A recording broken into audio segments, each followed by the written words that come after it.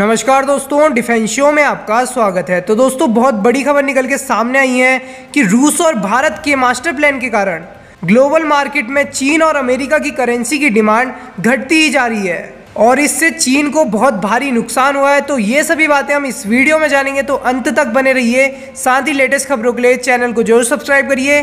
तो चलिए वीडियो शुरू करते हैं। तो दोस्तों, मैंने आपको बताया था कि भारत रूस से कोयला और क्रूड ऑयल 26 से 27% डिस्काउंट पर खरीद रहा है। लेकिन दोस्तों, अब नई अपडेट निकल के सामने आई है जिसमें बताया जा रहा है कि रूस भारत को भारी भरकम यानी 60 से 65% डिस्काउंट पर क्रूड ऑयल दे रहा है। और भारत भी क्रूड ऑयल खरीदना ही चाहता है, क्योंकि कोई देश अगर आपको आधे रेट में क्रूड ऑयल दे रहा है तो जाहिर सी बात है कोई भी उसे जरूर लेगा। लेकिन दोस्तों, समस्या यहाँ पे खड़ी हो रही है कि रूस हमें तेल देने को तो तैयार है, लेकिन हम उसे पेमेंट करें तो करें कैसे?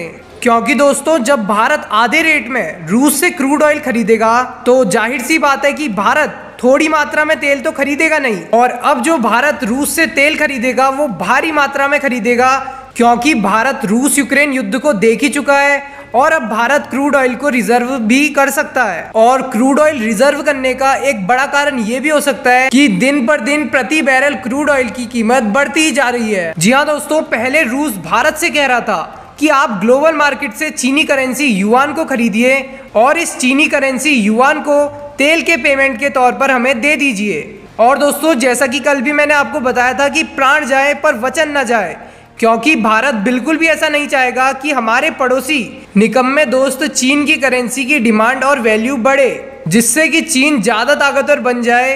और इसीलिए भारत ने पहले ही साफ कर दिया कि हम बिल्कुल भी चीन की करेंसी युआन ग्लोबल मार्केट से नहीं लेने वाले। जी हाँ दोस्तों, इसी बीच एक और बड़ी अपडेट आ रही है जिसमें रूस के राष्ट्रपति व्लादिमीर पुतिन ने ऐलान किया है कि हम तेल के बदले रूबल में पेमेंट लेंगे। तो दोस्तों, यहाँ पर चीन अमेरिका को बहुत भयंकर झटका लगा है, क्योंकि इस ऐलान के बाद हुआ यह है कि जहां पर एक अमेरिकी डॉलर की कीमत 136 रूबल तक पहुंच गई थी, वो व्लादिमीर पुतिन के इस ऐलान के बाद घटकर एक अमेरिकी डॉलर बराबर 86 रूबल तक पहुंच गई है। और इससे चीन और अमेरिका बड़े सदमे में है, क्योंकि यहाँ पर अमेरिकी डॉलर की वैल्यू तो कम हो ही गई, साथ ही जो बात हो रही थी कि रूस तेल और कोयले की पेमेंट चीन की मुद्रा युआन में लेगा, वो भी अब ठप पड़ती नजर आ रही है। तो दोस्तों, भारत की प्लानिंग ये है कि हम भी ग्लोबल मार्केट से रूस की करेंसी रूबल खरीदेंगे और तेल और कोयले के बदले रूबल में ही पेमेंट करेंगे।